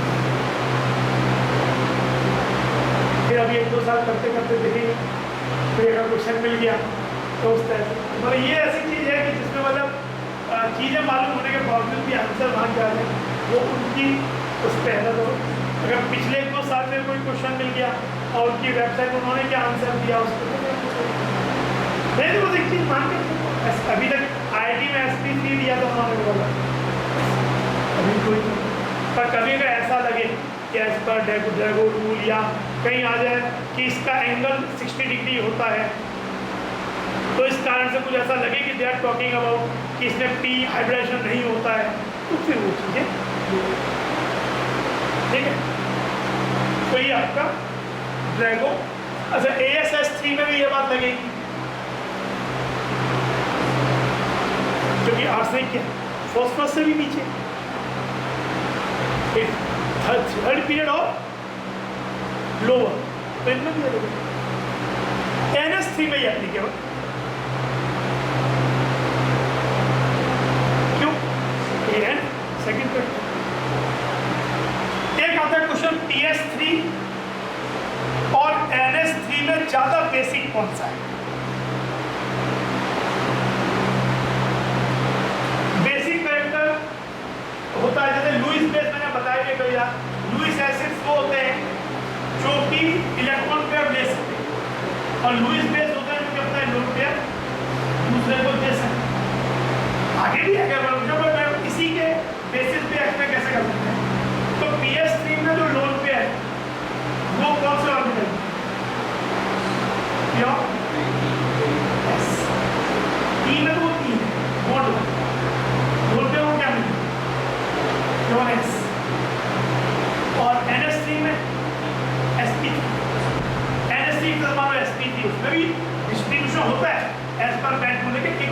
मान लो। तो ज़्यादा स्ट्रक्चर लोन पे किसके में है? ई में, PS3 में, यानी ज़्यादा लोन पे स्ट्रॉन्गली है किसका होगा? PS3 का। यानी दूसरे का इनका अवेलेबल कौन सा होगा? PS3 का। तो ज़्यादा बेसिक कौन सा होगा?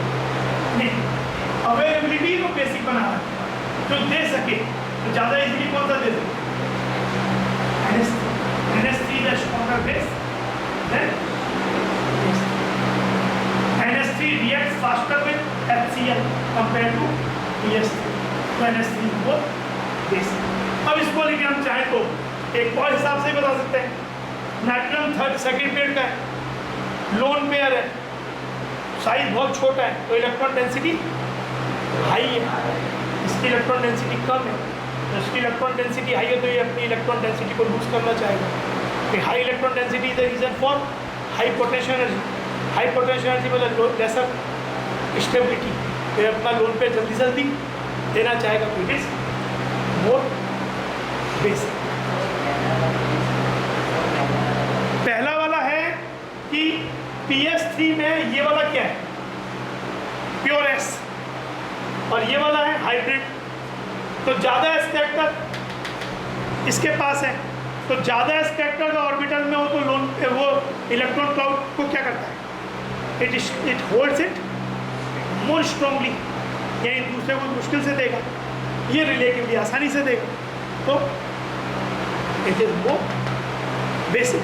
बेसिक कैरेक्टराइज कितना आसानी से अपना लोन पेयर दूसरे को दे सकते हैं, तो इट इज मोर बेसिक।